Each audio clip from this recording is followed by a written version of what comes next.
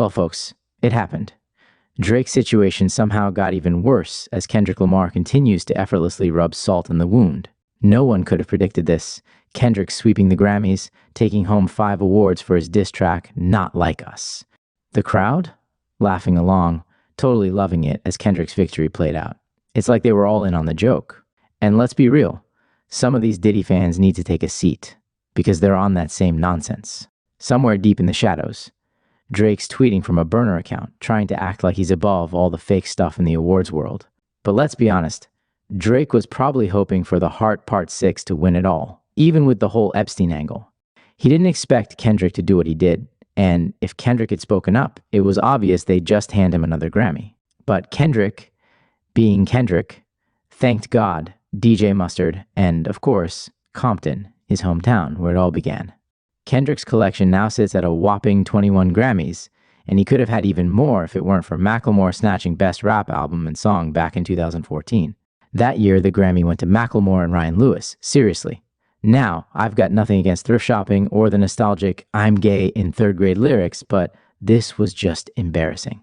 And let's not forget the awkward text exchange that followed between Macklemore and Kendrick, a situation that left everyone wondering, how did we get here? It's part of the reason some people argue Kendrick's got the Grammys on lock now, especially after the massive backlash Macklemore's win caused.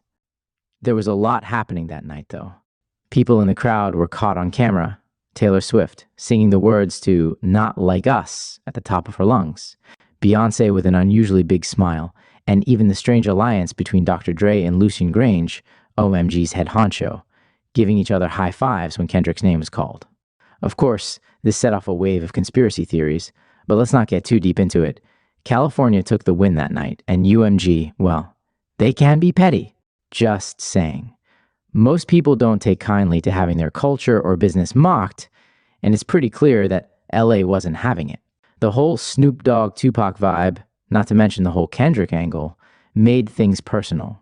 What started as a simple beef between two rappers quickly became a California versus Drake saga, and it completely flipped the narrative. At this point, it's reached a level where kids at the Grammys were walking up to Drake's father, singing Not Like Us in his ear.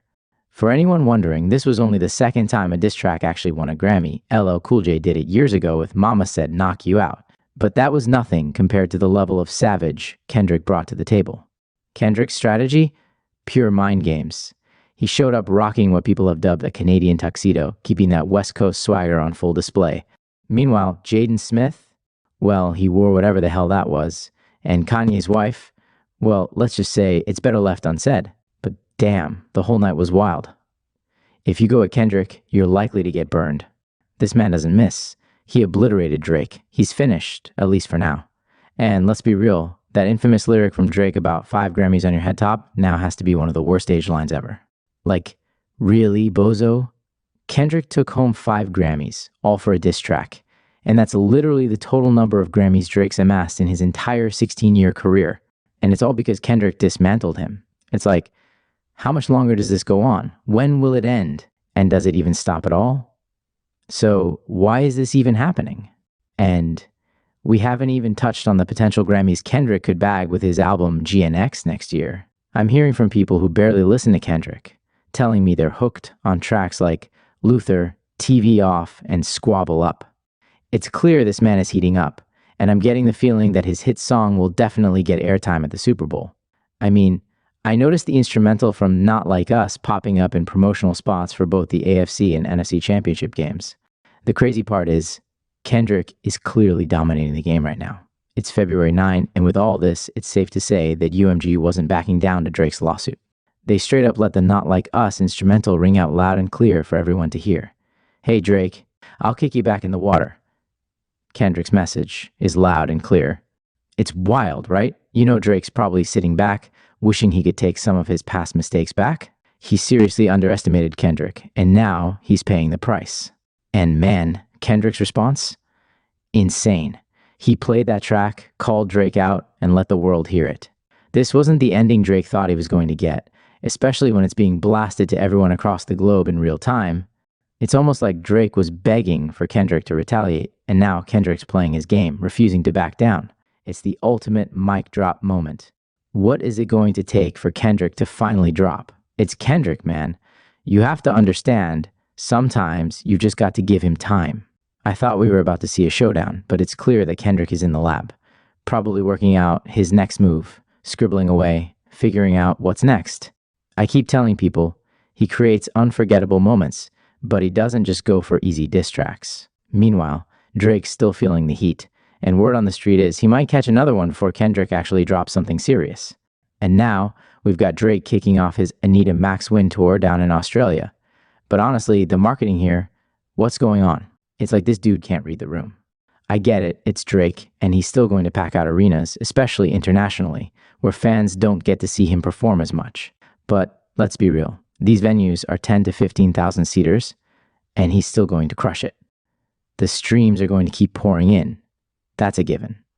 What's a bit sad, though, is how Drake's playing the victim role after he got destroyed. His first show? He's out there with bullet holes in his black hoodie like he's some tortured soul. Man, it's wild. He looks both mad and down in the dumps at the same time. It's almost like he doesn't even want to be there. The same guy who's been throwing sneak disses for the past decade is now playing the role of the ultimate victim. He's out here performing, tweaking lines about LeBron, saying, "I go from 6 to 23, but not LeBron, man." But overall, he just comes off as really down. And those bullet holes in his hoodie? Way too dramatic, man. It's all a little over the top. Then there's that cringe-worthy Instagram caption he posted. Seriously, it sounds like something out of middle school. Those bars are straight up Dr. Seuss level. It's like being loved by celebrities, and keeping his status was the most important thing to him. Now, though, with this huge stain on his image, people just aren't going to see him the same way anymore. Don't get me wrong, the numbers will still be there for Drake. He's always going to pull in the streams, but it's clear something's shifted, and you can see it on his face. He knows it. On the flip side, Kendrick has capitalized on this whole situation. It's like he's slayed the giant, and I don't think I've seen anyone have a year quite like his. Maybe 50 Cent back in the day, but that was a different time entirely. Now, Kendrick's older music is getting rediscovered by so many people. A lot of folks only knew him for his big hits like Alright and Humble, but once you dive into the deeper cuts, it's clear that's where the real heat lies. I've been following Kendrick since Good Kid, MAAD City, about 13 years now, and he's always been one of my favorite rappers. I was also a huge Drake fan for a long time too. As I got older, especially after leaving college, I started to connect more with the messages Kendrick was putting out. I even had this conversation with Danny Brown a couple of years ago. I asked him, "What was your favorite album this past year?" And I told him, I really liked the Kendrick album. Don't get me wrong, Drake's music is great, but after a while, his work started to feel repetitive, and I pretty much checked out after Scorpion. Oh, and by the way, UMG still thinks Drake's lawsuit is totally ridiculous. Even 50 Cent, who was on Drake's side for a long time and even made a list of his enemies, this op page, as he calls it, had to admit that the lawsuit didn't make sense. He also pointed out that Drake had benefited from the same kind of record promotion in the past. You can't succeed without a plan. It has to be executed properly to hit, and when it comes to Drake suing Universal, they pretty much did everything he's accusing them of doing. But they did it for him too. It's just how the industry works. If you ask me, a lot of rappers probably don't agree with Drake taking this to court. Most of them would be in favor of being able to say whatever they want on their records without worrying about a defamation lawsuit. The precedent that could be set here is huge, and just because Drake is suing UMG and not Kendrick directly doesn't mean other artists who might not have the resources to challenge the machine won't get caught up in the same mess. In their response, UMG basically called Drake a sore loser, saying he's trying to infringe on their freedom of speech and expression while also attempting to limit the distribution of the song Not Like Us. They also pointed out that Drake didn't even file his lawsuit in the right court and denied all his claims. They even want him to pay their legal fees for defending themselves. So it looks like we're going to have to wait and see how this Texas petition pans out, along with the ongoing defamation lawsuit Drake has against them. Ultimately, this whole situation feels like the ongoing debate between Michael Jordan and LeBron James in the world of basketball, just translated into the rap game. Drake is LeBron. He's broken every record, posted massive numbers, and dominated the scene for years. But the thing that holds him back is that he's come up short in a lot of key moments, which impacts how people view his legacy.